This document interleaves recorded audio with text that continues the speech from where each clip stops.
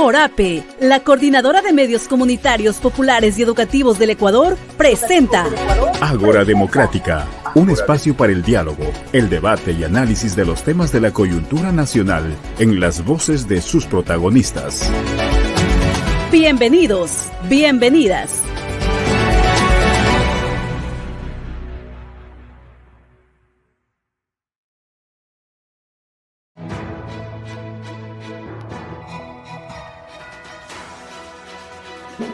¿Qué tal, amigas y amigos? Estamos en una emisión más de Ágora Democrática y como cada semana les traemos un importante tema de análisis y debate. Hoy vamos a hablar sobre el Plan Fénix. ¿Está en ejecución? ¿Hay resultados o no? Antes de iniciar, saludamos a las radios afiliadas a CORAPE que nos retransmiten, a quienes nos escuchan por esta vía en las redes sociales y por supuesto a quienes nos ven en YouTube. Yo soy Elba Luzardo, iniciemos.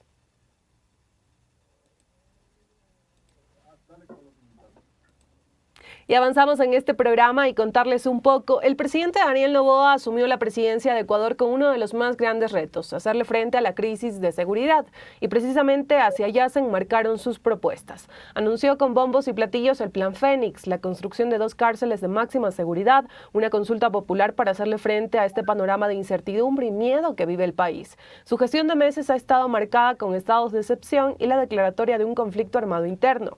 De sus anuncios, el Plan Fénix es el que más dudas ha generado, pues lo que no se conoce en este caso públicamente los detalles acerca de él. Expertos coinciden que si bien es cierto se deben mantener puertas adentro las estrategias, no hay señales de lo que se está haciendo, lo que preocupa. Mientras las dudas crecen y las denuncias de la población ante sicariatos, atentados con varias personas asesinadas, secuestros, robos y extorsiones también, el gobierno nacional habla del trabajo que realiza la policía y Fuerzas Armadas, sobre todo en zonas críticas del país como Guayas, Durán y Manta. Pero no solo eso, pues también afirman una reducción del 18% de muertes violentas desde el 1 de enero al 14 de julio de 2024. Frente a todo esto hay muchas preguntas. ¿Existe un Plan Fénix? ¿Las cifras que anuncia el gobierno son el resultado de ese plan? ¿Se busca crear una falsa sensación de seguridad en el país? ¿El discurso de seguridad es una catapulta para el próximo proceso electoral presidencial? Todas esas preguntas y más con nuestros invitados. Vamos a conocer quiénes nos acompañan.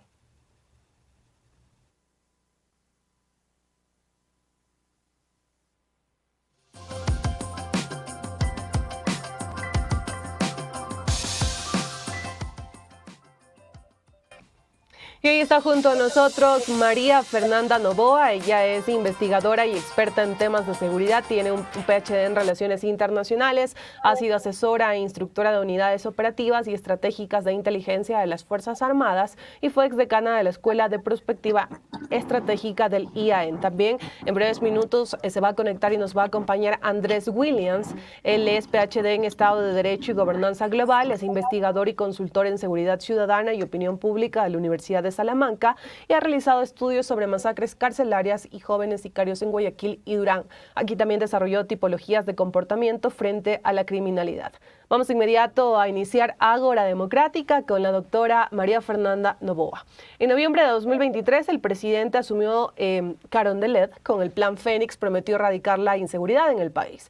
Desde el inicio de su gestión se destaca el despliegue de militares en las calles, operativos en varias partes del Ecuador, miles de personas detenidas, quienes serían integrantes de bandas delictivas. Pero la duda es, ¿son estas acciones parte del Plan Fénix? ¿Es este el Plan Fénix? ¿Existe un Plan Fénix? Bienvenida a este espacio. Muy buenos días a toda la audiencia, a mi contertulio, muy buenos días. Lo que yo diría, efectivamente, si uno hace un balance, yo me he permitido leer el plan de trabajo plurianual para presidente y vicepresidente de la República, cuando el señor presidente se posicionó, y en el eje de seguridad hay una cantidad de retórica que supuestamente debía haberse cumplido. Realmente hay algunas cosas que a mí me llaman la atención, porque primero el diagnóstico que se hace sobre el tema de seguridad es impreciso, es incorrecto, no está explicitado de manera clara todas las categorías de lo que implica entender la conflictividad y el problema de conflictividad que tenemos ahora, por lo que yo he abogado permanentemente en todas las entrevistas de que lo primero que hay que hacer es sacarse el chip de la cabeza y cambiar de mirada analítica para poder entender específicamente qué es lo que ocurre en Ecuador. Sin esa claridad, más allá de los sobrediagnósticos que se han hecho de manera permanente, sin tener una claridad de la cartografía de amenazas, de los factores de riesgo, de los puntos de vulneración, de la capacidad de marcar tendencias de la criminalidad y de los tipos de mercados criminales asociados con los actores criminales, esta cosa de esta conflictividad no se puede entender de manera clara. El hecho de que se haya decretado un conflicto armado interno nos da una lógica de que realmente no está claro, inclusive desde el propio COSEPE, ¿no? Del Consejo de Seguridad Pública y del Estado, qué es lo que debería haberse considerado, porque hay una mezcla en este decreto de considerar a los grupos criminales, a la criminalidad organizada, actores beligerantes y al mismo tiempo a grupos terroristas en un mismo saco. Esto es un error, porque contra el terrorismo no se libra desde todas las doctrinas y las doctrinas contemporáneas a partir del 11 de septiembre una guerra global contra el terror donde el enemigo está absolutamente definido. Lo que no ocurre con la criminalidad organizada ni con los actores beligerantes, toda vez que estos son actores asimétricos, difusos, amenazas híbridas que no pueden ser entendidas en su totalidad porque funcionan de manera líquida y gaseosa, es decir, aparecen, desaparecen, tienen líneas de mando que son en unos casos horizontales, en otros casos verticales, a partir de lo cual, por más incremento y por más medidas que para mi criterio son coyunturales y que no han funcionado en América Latina, como tenemos el caso de Brasil, de Argentina, de México, el tema de los estados de excepción son los viejos recetarios que no han funcionado y que igualmente en Ecuador estamos viendo. El tema de las cifras, yo también me he referido que uno de los problemas en el país es que se trata de autorreferenciar las cifras por sí mismas, es decir, que a través del estudio de cifras, las cifras nos están dando un espejo, calco de lo que es la realidad, cuando en realidad hay que entender que las cifras son producidas por determinados actores con determinadas intencionalidades y obviamente no están todas las cifras que deberían estar porque hay un gran espacio de cifra gris que no aparece y que por tanto cuando la señora ministra Palencia habla de guerra de percepciones y efectivamente parece que una percepción tiene el señor presidente y otra percepción tiene el ministro de Defensa y otra percepción tiene la señora ministra del Interior, porque a la larga hay como una disparidad entre las cifras de la disminución de muertes violentas, de los decomisos, que me dicen, digamos, que en cierta medida que se ha golpeado las estructuras criminales en determinados puntos, pero no de manera estructural, sino de manera coyuntural. Es decir, se golpea por un lado y estas fuerzas, como tienen mayor capacidad de despliegue, mayor capacidad de penetración en zonas de alta densidad poblacional o en zonas donde las Fuerzas Armadas con toda su tecnología y aparataje no pueden entrar, entonces hacen al juego del gato y el ratón, donde en un conflicto asimétrico, que es el que estamos viviendo, Doctora, no se puede, ellos no pueden equiparar el balance de fuerza porque los de la minoría, entre comillas, están ganando por el manejo de una inteligencia que nos lleva años luz de ellos, de inteligencia y contrainteligencia. Y la segunda cosa es que la criminalidad organizada no funciona desde una sola perspectiva y produce diferentes tipos de violencia de manera heterogénea. No es una sola violencia porque los tipos de violencia y el tipo de operaciones de esta criminalidad es diferente dependiendo en dónde opere. Doctora Noboa, usted ha mencionado algunos puntos. Usted ha mencionado algunos puntos importantes que ya a medida también que avanza el programa les vamos a ir consultando también igual a nuestro otro invitado para conocer su lectura acerca de eso. Y ahora también le queremos dar la bienvenida a Andrés Williams. Él ya se encuentra aquí listo para atendernos en Ágora Democrática y estamos hablando acerca de este Plan Fénix, esta duda que surge de está en ejecución, no está en ejecución, existe, no existe. Y es que el Plan Fénix y las acciones en materia de seguridad son parte del discurso diario del presidente Daniel Noboa, también de la ministra de de la ministra del Interior, del ministro de Defensa y de cada una de las autoridades frente también a este contexto de violencia que vive en el país. Le consulto en esta parte inicial, ¿cómo analiza usted este plan Fénix anunciado con bombos y platillos por el presidente Daniel Noboa? ¿Cree que en este caso está dando resultados efectivos y sobre todo el que se conozcan pocos detalles sobre él también que nos hace ver a nosotros como país? Bienvenida. Muchas gracias, Elba, y a Corape por el espacio para poder reflexionar sobre este tema tan importante y tan vigente. Considero que el Plan Fénix ha sido concebido desde un punto de vista mediático y no desde un punto de vista estratégico.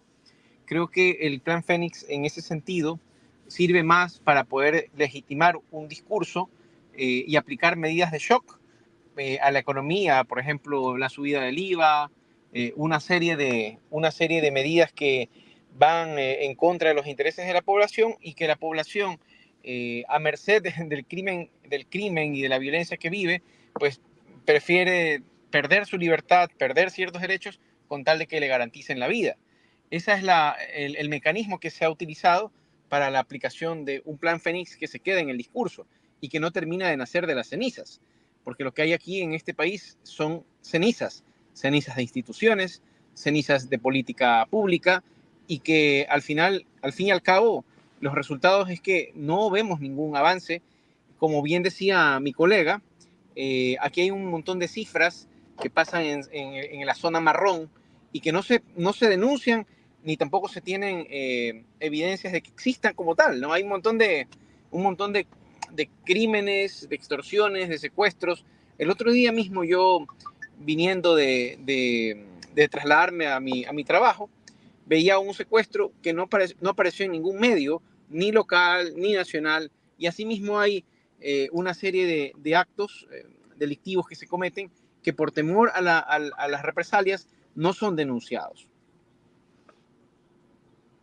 Perfecto, le agradecemos ese primer análisis y la doctora María Fernanda Noboa hacía algunas precisiones, algunas lecturas frente a este contexto también de inseguridad que se vive en el país y usted hablaba de algo que me llamó mucho la atención y señaló que se ha realizado un diagnóstico impreciso sobre conflictividad en Ecuador, que también se debe cambiar un poco esa mirada analítica de cómo se ve este fenómeno de la violencia en Ecuador y tal vez ahí ya empezar a trabajar en unos planes que en este caso sean efectivos, que vayan de manera fuerte a todas las zonas en donde se encuentran las estructuras criminales y aquí conocer un poco. Piensa que también este análisis que ha hecho el gobierno nacional, el actual gobierno nacional, le queda mucho debiendo a este diagnóstico, cómo mejorar también este diagnóstico para que sea mucho más preciso y ahí ejecutar un plan, ya sea el Plan Fénix o algún otro plan que proponga el gobierno nacional.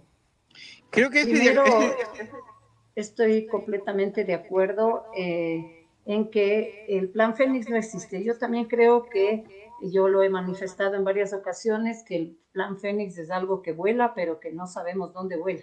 Realmente no hablemos de plan, porque plan me remite al nivel operativo y táctico, y lo que deberíamos hablar es de una política de seguridad que logre institucionalizar el manejo y la conducción de la gobernanza de seguridad en el país, sea seguridad integral, sea seguridad ciudadana, sea criminalidad organizada. Es decir, aquí no tenemos, lo primero que debió haberse hecho es institucionalizar el sector seguridad y los actores que deberían cruzarse para poder trabajar interagencialmente en una propuesta que realmente sea bien concebida, que esté muy bien asesorada con gente que conozca, porque lamentablemente lo que se puede derivar de toda esta lectura es una improvisación en ciertos elementos y en ciertos factores, como por ejemplo el mismo hecho de que yo he mencionado de este decreto y los viejos recetarios de los estados de excepción o la securitización de la seguridad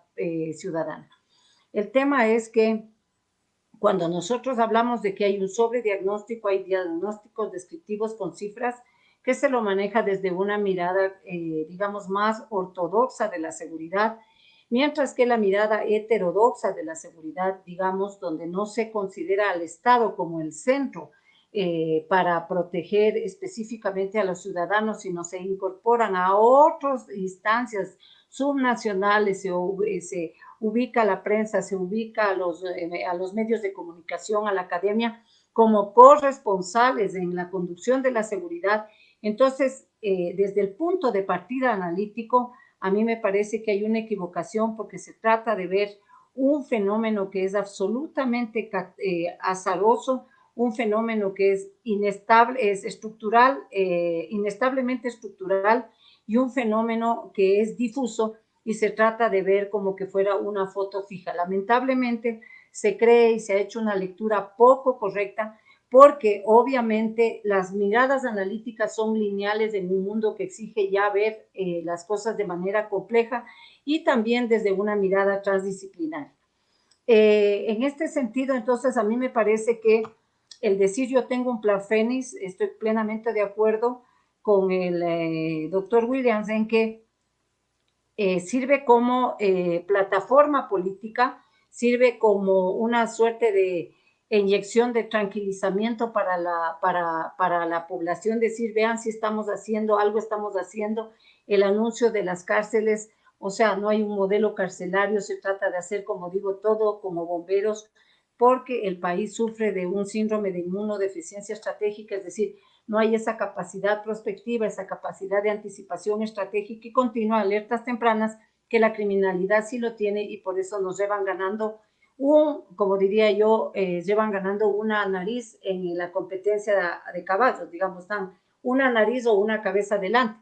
Entonces, esto es lo que explica que cada vez, por más que capturen, por más que hagan decomisos, lo que hay que preguntarse primero es por qué capturan y por qué hay tanta violencia, porque la violencia no se comete con toletes, la violencia se comete con armas, ahora tenemos armas de grueso calibre, de calibre medio, tenemos fusiles de asalto. Lo que hay que preguntarse es cómo llegan a las cárceles y cómo esto se decomisa de la cárcel cuando quiénes son los que cuidan o los que están obligados constitucionalmente a cuidar estas armas, es decir, a cuidar el mercado, entre comillas, de que no haya un mercado negro de armas. Entonces, tenemos primero eso. Segundo, no se ha hecho un balance del número de armas decomisadas. Tenemos 80,000 fusiles de tal mes a tal mes, y se sospecha, como dicen, que ya tienen hasta definidos los blancos de alto valor, que lo dudo, y que también las personas más buscadas también lo dudo, porque se recambian y cambian estos de manera permanente. Si ya tienen esto, deberían tener un cálculo de número de armas por número de hombres, es decir, para hacer un cálculo por lo menos intermedio del pie de fuerza que tiene la criminalidad organizada frente al pie de fuerza que tienen las Fuerzas Armadas nuestras. Es decir, a la larga parecería que ellos están mejor equipados y que están con mayor capacidad de inteligencia, y además una cosa más, que manejan las redes sociales como campo de batalla, porque se conoce que hay procesos de encriptación, desencriptación y ataque. Muchos de los analistas han hecho, sobre todo en Colombia, en inteligencia colombiana se ha trabajado sobre los sistemas de encriptación y desencriptación de las redes sociales para poder cooptar pobladores, cooptar posibles sicarios, cooptar gente que vaya a formar parte de las filas de estos grupos criminales que, como le digo, Elvita, son varios, mafiosos, grupos de redes criminales que dan servicios a estos grupos mafiosos que están articulados con las grandes transnacionales de crimen. Tenemos los grupos penetrados en el Estado, los de cuello blanco y los de cuello azul, y tenemos pandillas y tenemos mafias internacionales, a lo que se suman también otros actores vinculados con la delincuencia común. Doctora Noboa, y con esa intervención también quiero pasar en este caso al señor Williams. Y él hacía referencia a este plan Fénix y también como a estas medidas que ha anunciado el gobierno nacional, también con este discurso de erradicar la inseguridad, que es por donde nació también el plan Fénix. Y aquí le consulto, con este Fénix se busca crear esta falsa sensación de seguridad en el país y también este plan Fénix puede estar siendo mal utilizado en este discurso de seguridad como una catapulta para el próximo proceso electoral presidencial del presidente Daniel Noboa. Y también qué riesgos genera esto, que el plan Fénix no cumple el objetivo inicial que se señaló y más bien sea como utilizada como esta catapulta, como esta cortina de humo para poner otras alternativas, otras medidas ya más bien económicas y también para estas elecciones de 2025, señor Williams. Así es, justamente el marco de interpretación del Plan Fénix, que debe ser desde una mirada trans e interdisciplinar, como decía la colega, nos lleva a nosotros a entender, por un lado, el enfoque que se le ha dado al Plan Fénix alrededor del cálculo político. ¿Y por qué digo esto? Porque aquí lo que se ha perseguido, más que nada, son pandilleros, son muchachos desnutridos, chicos con tatuajes, pero en realidad el otro día que yo estaba viendo la visita de un consultor que vino de la UNODC, recién se han hecho estos diagnósticos de la UNODC con los diferentes GATS, con las diferentes prefecturas, municipios del país, con el municipio de Durán, también vi que se había levantado un diagnóstico.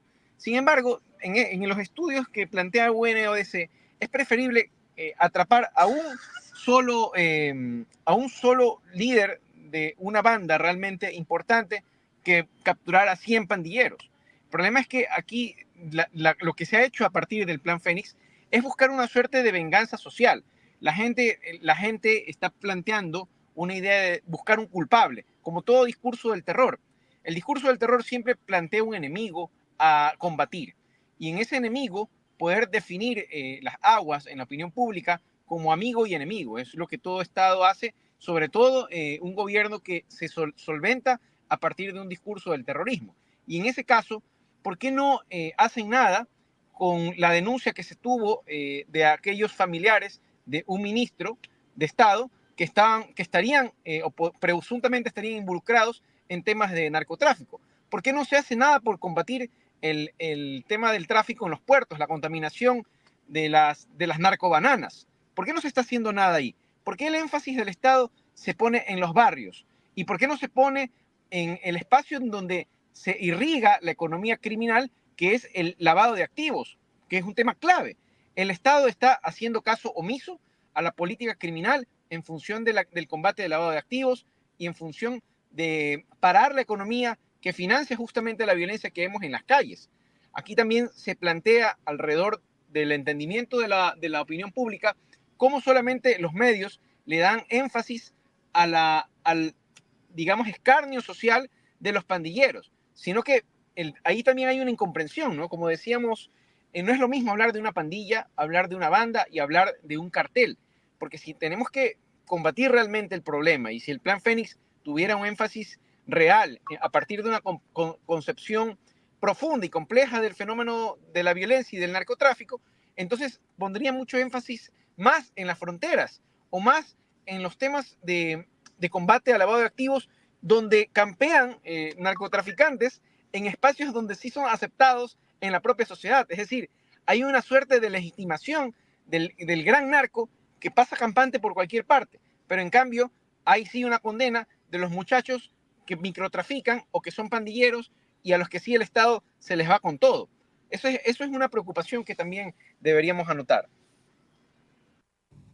Seguimos democrática y en este caso yo quiero abordar con mis invitados el tema de estas cifras que se anuncian por parte nacional. Y doctora Noboa, desde el gobierno nacional se habla de una reducción del 18% de muertes violentas de enero al 14 de julio de 2024. El bloque de seguridad, una vez que el presidente Daniel Noboa dispuso que se movilizaran hasta Manta en la provincia de Manabí, la policía y las Fuerzas Armadas, pues en estas ruedas de prensa constantes en donde se habla acerca de la disminución de muertes violentas. Sin embargo, pues las dudas siguen surgiendo porque en otras partes país, pues se denuncia masacres, atentados y no solamente una persona asesinada, sino varias. Entonces, estas cifras que anuncia el gobierno nacional, ¿están mal tal vez contadas? ¿Son reales? ¿No son reales? Aquí conocer un poco, doctora Noboa, su lectura acerca de estos datos que anuncia el gobierno.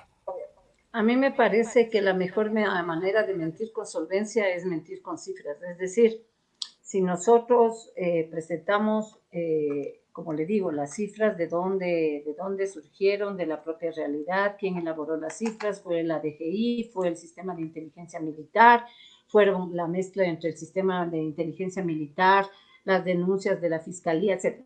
¿Cómo se obtienen las cifras? Habría que preguntar primerito eso.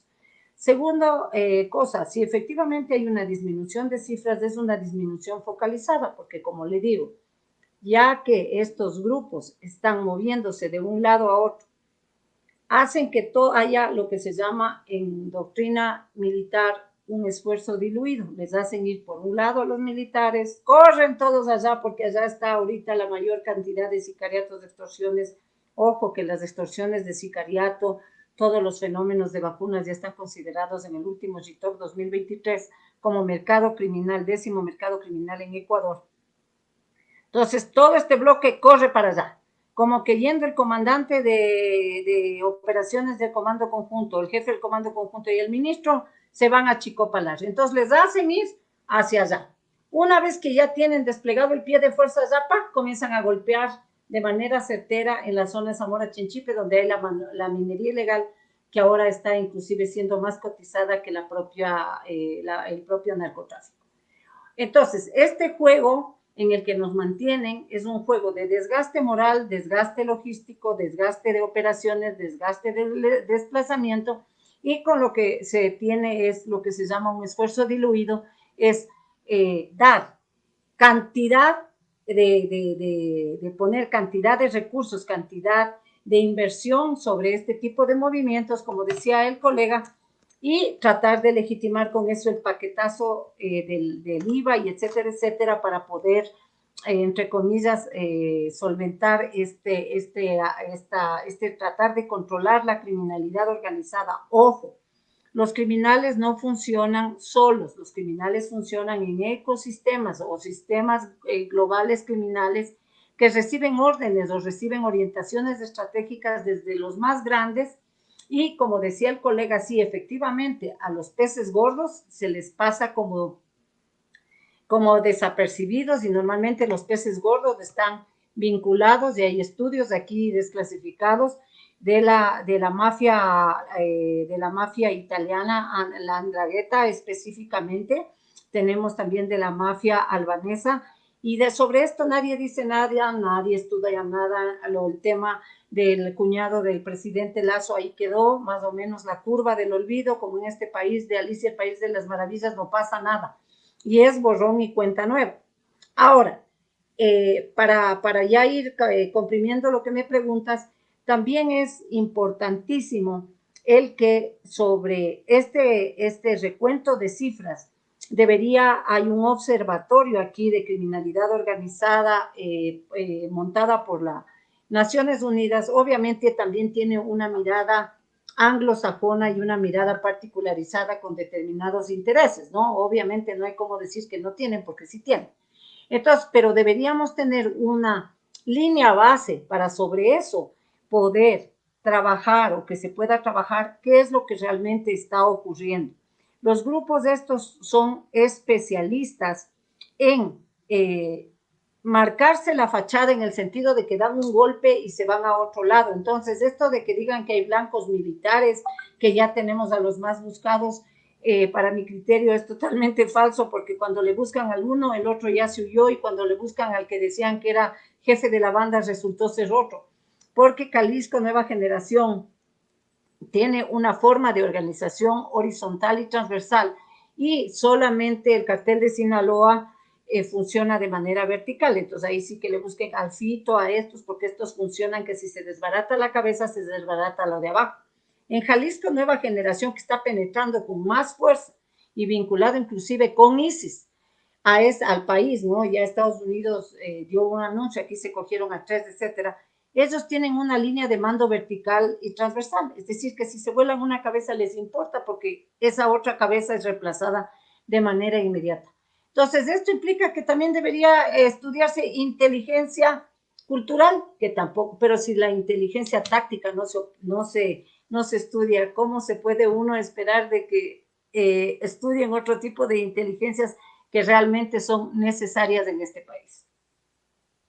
Perfecto, le agradecemos por ese análisis y ahora también consultarle al señor Williams acerca de estas cifras, que es algo que llama mucho la atención por parte de la población y son cifras que anuncia el gobierno nacional. ¿Son reales? Le consulto cuál es su lectura acerca de esto y en caso de que lo sean, podemos hablar, podemos considerar que estos golpes que anuncia el gobierno nacional a las organizaciones criminales son golpes de verdad contundentes o es más bien las bandas, las organizaciones criminales que están haciendo un poco de silencio para desplegarse con más fuerza y aparecer con más fuerza en otras partes del país?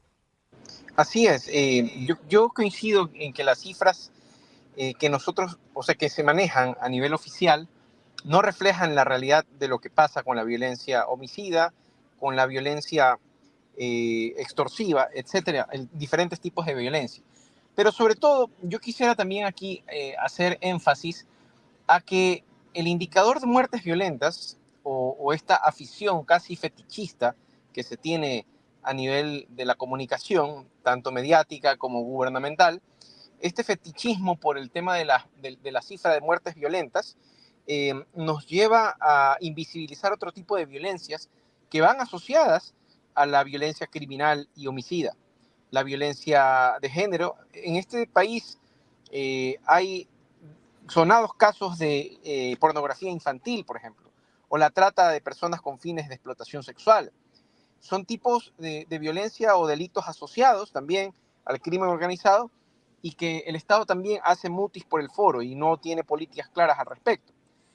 Alrededor de las cifras, también no solo cuestionar las que existen, sino también cuestionar la forma en la que se ha planteado esta idea de quiénes son los más buscados o cuándo son cabecillas, quién determina esto. Porque si fuera así, el trabajo del gobierno sería un éxito, pues si realmente cogieran las cabecillas que dicen coger todos los días, ¿no? Yo veo, dicen, tal alias líder de los choneros, tal alias líder de los lobos, tal alias líder de los chore killers. Sin embargo, las cabecillas, para empezar, el propio Fito está fugado y se le fugó en el gobierno el propio Daniel Noboa. Entonces, ¿quién determina qué son cabecillas o qué nivel tienen en la estructura criminal? Esto yo creo que es una venta de humo monumental. Yo no creo que exista una aprehensión realmente de las cabecillas. Eso por un lado. Por otro lado, también es importante hacer la distinción que hacía la colega en relación a la presencia de dos tipos de carteles que están operando en el país, ¿no? El cartel de Jalisco Nueva Generación y el cartel de Sinaloa. Carteles que se manejan en un mercado competitivo, el mercado competitivo del crimen organizado. Y esto creo que nos permite ver que también el enfoque aquí es el inadecuado, el que utiliza el gobierno y el que utilizan las diferentes carteras, tanto de defensa como del interior. Y es que el crimen organizado tiene que vérselo como una empresa, como una administración. Al igual que la organización matricial de las empresas, en el caso de Jalisco Nueva Generación, trabaja en estructuras matriciales, es decir, como bien decía la colega, puede ser mucho más capaz de ser permeable ciertos niveles de la economía, como por ejemplo la minería, y pueden funcionar de manera mucho más autónoma que un cartel, digamos, ya de más larga data como Sinaloa, que en este momento ha perdido ciertos espacios, no solamente a nivel de México, sino también a nivel hemisférico.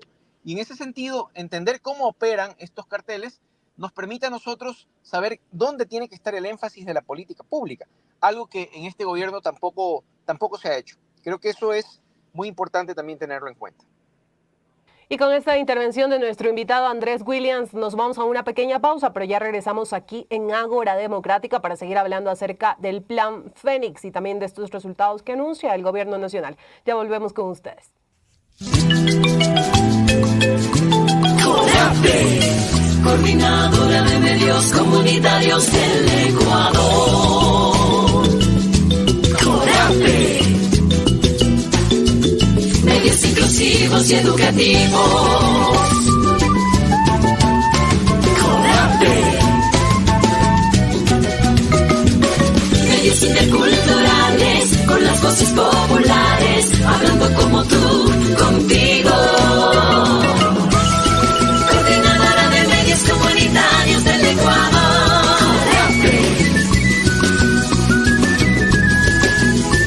CODAPE. Coordinadora de Medios Comunitarios del Ecuador.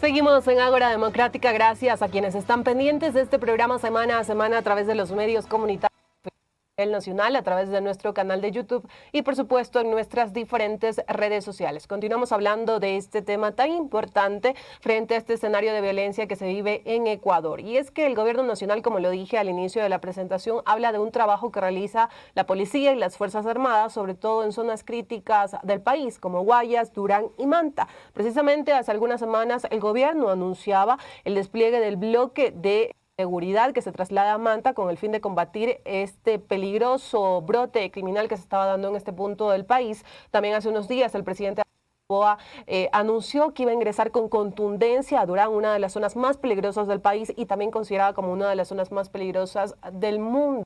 Ya este miércoles ha trascendido la llegada del presidente Daniel Noboa con el bloque de seguridad, con un fuerte contingente policial y militar en Durán, en donde inclusive ha sido víctima de atentados, en donde se pedía la intervención rápida por parte del gobierno nacional. Y aquí consultarle un poco a la doctora María Fernanda Noboa acerca de estas acciones en concreto que anuncia el gobierno nacional en estas zonas, por ejemplo Manta y Durán. Ahora estamos viendo Durán, resultados también que se esperan como parte de estas acciones en materia de seguridad, como parte de esto del Plan Fénix, que el gobierno nacional señala que también es parte del Plan Fénix en Durán, una zona crítica, en donde se ha señalado que también es un punto fuerte y un paso de las organizaciones criminales. Doctora Noboa. Yo creo que esto de decir que esto es parte del Plan Fénix es seguir recogiendo todo lo que se va haciendo coyunturalmente y es como que se va metiendo en una carpeta.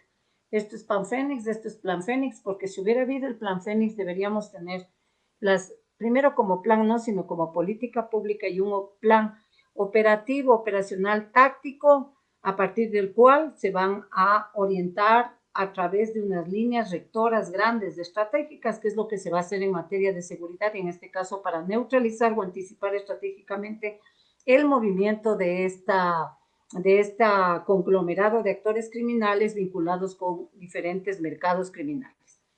Hay que entender que cómo se mueve la criminalidad en Manta y los actores criminales en Manta no es igual de cómo se mueven en Durán. El error más grande es tratar de ver todo de manera homogénea. En este caso yo abogaba por inteligencia cultural para parametrizar por qué en Durán se ha producido este aumento de muertes, y ya no solamente es la explicación, porque están enfrentados entre bandas por el control de las rutas. Esa explicación ya suena a una repetición que parece un mantra. El tema es que no solamente es narcotráfico, hay otros mercados, como decía el colega, como trata de personas.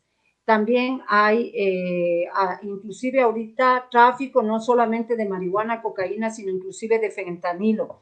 Tenemos todo lo que es containers contaminados de droga.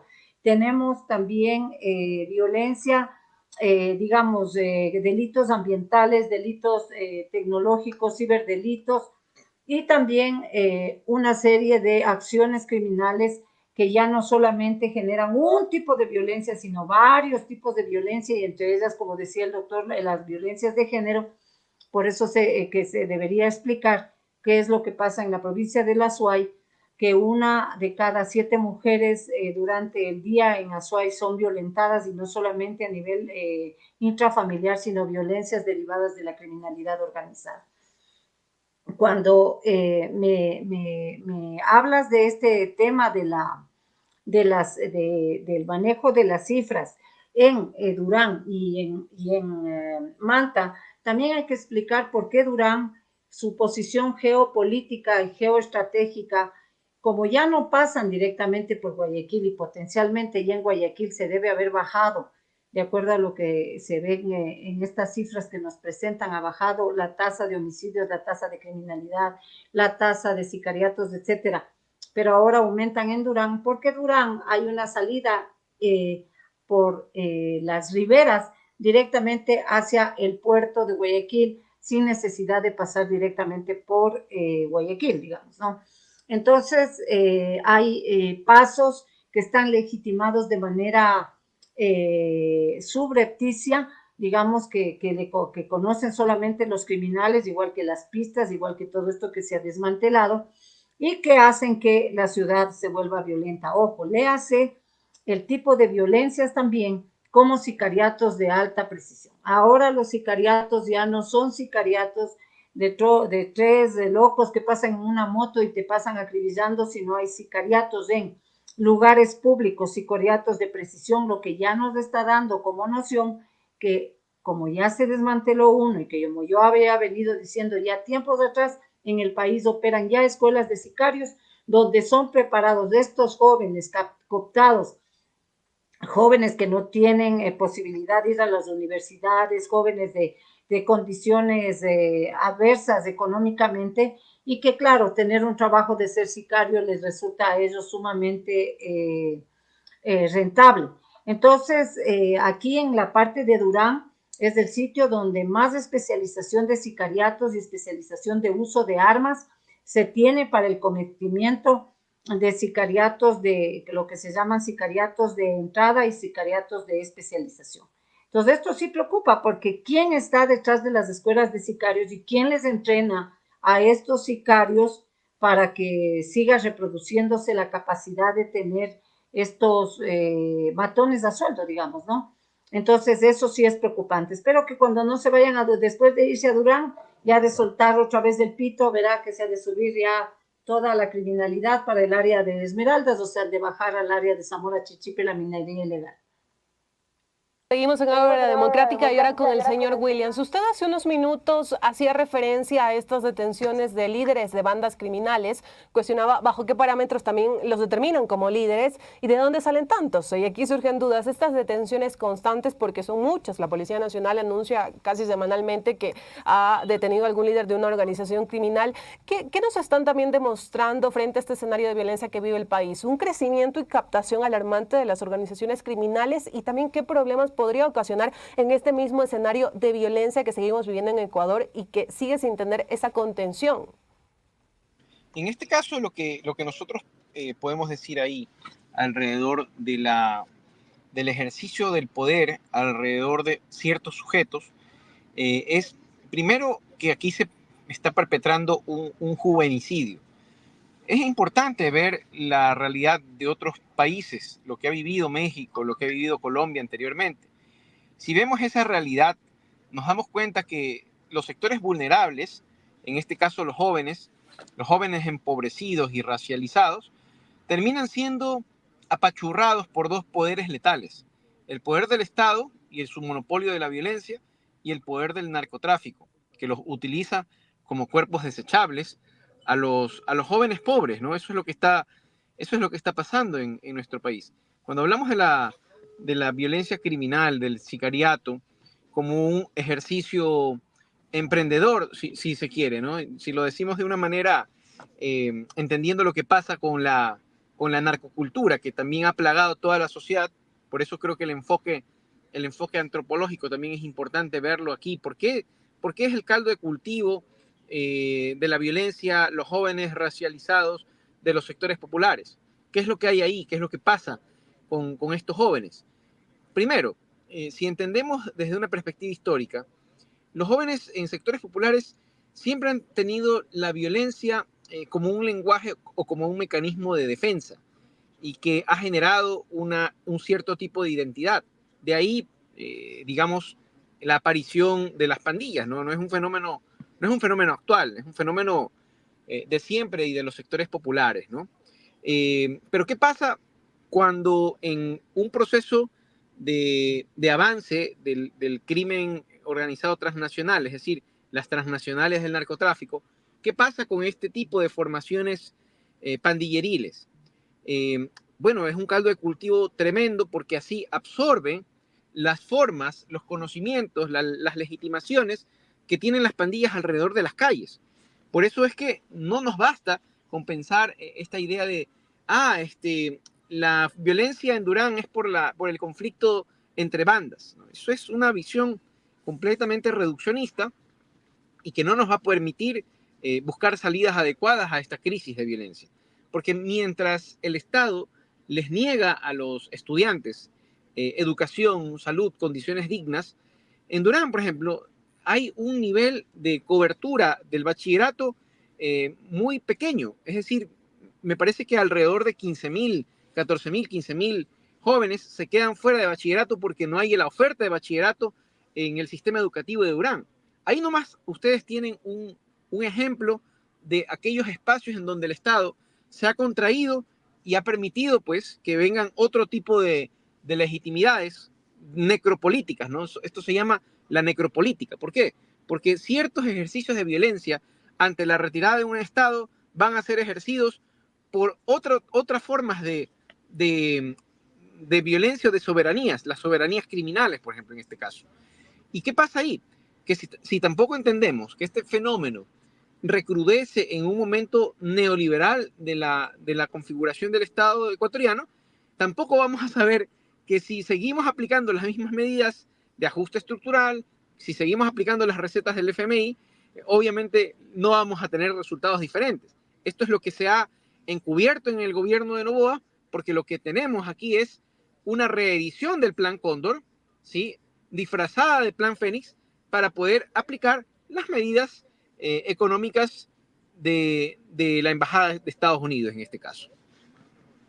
Y el señor Williams ha mencionado algo también interesante y es que ha señalado que el Estado se ha contraído en algunas zonas del país, el Estado se ha retirado de algunas zonas del país y aquí consultarle a la doctora Noboa precisamente sobre este tema. ¿Qué nos está mirando como Estado para, en este caso, evitar esta fuerza, esta contundencia con la que muchas veces salen las organizaciones criminales, porque a veces pareciera que se está teniendo controlada la situación en un punto del país, pero luego viene este repliegue de la violencia en otras zonas del país? Usted señalaba que no se sorprenda si es que después se hace una alarma de la violencia en Esmeraldas. Entonces, ¿qué nos está mirando? ¿Qué nos está tomando en cuenta también en estas estrategias para hacerle frente a la crisis de seguridad que atraviesa Ecuador? Yo creo que lo que nunca se tomó en cuenta es que el tema de la seguridad es medular para el funcionamiento de la gobernabilidad del Estado en su conjunto. Es decir, siempre se pensó que era un tema que se lo podía lateralizar y poner debajo del cajón. Cuando comenzó ya a implicarse, a venir con fuerza, a generarse prácticamente, creo yo que un punto de disrupción que es importante entender es la firma del acuerdo de paz con las FARC, a pesar de que desde antes ya teníamos nosotros problemas de narcotráfico, etcétera, etcétera, pero no con los volúmenes que tenemos ahora. Yo creo que una falta, repito, una debilidad de conducción estratégica anticipativa de la seguridad es lo que nos ha llevado al punto que estamos ahora. Se cree que la orden del presidente tiene que cumplir directamente Fuerzas Armadas de Policía, cuando en el estricto sentido constitucional los operadores de seguridad que deberían recibir estas órdenes son a través de la conducción político-estratégica de la defensa, el señor ministro de la Defensa, que no le he oído pronunciarse sobre temas estratégicos desde el día que entró a sus funciones, y por otro lado la señora ministra Palencia, que es la que maneja prácticamente la conducción política estratégica de la seguridad ciudadana, en este caso relacionada con la Policía Nacional. Pero ojo, estas instituciones son instituciones y la jefatura de comando conjunto son de carácter estratégico militar y estratégico policial, pero no son conductores político estratégicos de la seguridad. El problema es que cuando no hay una claridad de los niveles, cuando no hay una claridad de la organización de la doctrina, es decir, cuando no se conoce en profundidad cómo funciona el sistema o cómo debería funcionar un sistema de seguridad en un país para garantizar la democracia, para garantizar esta convivencia pacífica, para que los ciudadanos se sientan protegidos, para que haya mejores condiciones de vida, etcétera, etcétera. Entonces, el camino más fácil no solamente es la improvisación, ¿no es cierto? Improvisación que cuando uno lo dice de manera frontal, nos cambian hasta de nombres, ¿no? Ya no nos dicen PhD, sino nos dicen otras cosas. Pero lamentablemente hay que señalar los errores porque uno no tiene por qué saber sobre temas de especialidad como son los temas de seguridad, de inteligencia, de conducción estratégica, de perspectiva estratégica, de vigilancia prospectiva, pero sí hay la obligación moral y ética con el país de asesorarse bien y de formar equipos técnicos de alto nivel que permitan que el país en esta vorágine que estamos viviendo y que no va a parar, más bien yo pongo en alerta que esto se va a empeorar, creo que sí se debería poner como un punto de alerta si este señor Noboa, el señor presidente Noboa es reelegido o venga el próximo presidente. Esto no va a parar. Esto, como no se han tomado las medidas adecuadas, es como que usted tira un balde de tinta y este balde de tintas va contaminando todo hasta generar un estado criminalizado y tenemos también zonas de gobernanza criminal, pero el momento en que ya esta gobernanza criminal llegue a las altas esferas del Estado, digamos ya a controlar las altas esferas del Estado, tendremos un Estado criminalizado y ahí sí se podría hablar de lo que muchos autores llaman equivocadamente un narcoestado. Y con esta intervención llegamos a la parte final de Ágora Democrática. Agradecemos a nuestros invitados. Hoy nos acompañó María Fernanda Noboa, investigadora y experta en temas de seguridad. Y también estuvo junto a nosotros Andrés Williams, que conoce de temas relacionados al derecho, a la gobernanza global. También es investigador y consultor en seguridad. Muchísimas gracias por acompañarnos, darnos sus aportes acerca de este tema que hemos hablado, importante en medio de este contexto de inseguridad que vive el país. Y por supuesto a ustedes, amigos y amigas, por su sintonía en los medios comunitarios de Corape, en las redes sociales y en nuestro canal de YouTube. Mi nombre es Elba Luzardo y recuerden que cada semana nos seguimos encontrando por este mismo espacio. Un abrazo. Usted escuchó Ágora Democrática, un espacio para el diálogo, el debate y análisis de los temas de la coyuntura nacional en las voces de sus protagonistas.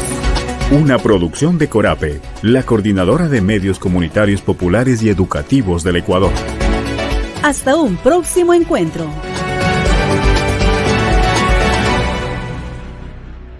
Una producción de Corape. Derechos reservados.